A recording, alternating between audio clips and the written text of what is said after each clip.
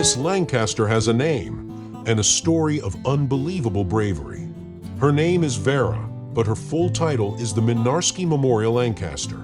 In 1944, pilot officer Andrew Minarsky was the mid-upper gunner on a Lancaster bomber over France. When the aircraft was hit and caught fire, he tried to save the trapped rear gunner, even as his own flight suit was engulfed in flames. He managed to escape, but later died from his burns. The man he tried to save? He survived and told the story. For this, Minarsky was awarded the Victoria Cross, Canada's highest military honor. VERA flies today, not just as a machine, but as a flying memorial to a man who showed courage beyond reason. This is my Canada, and this is her Lancaster.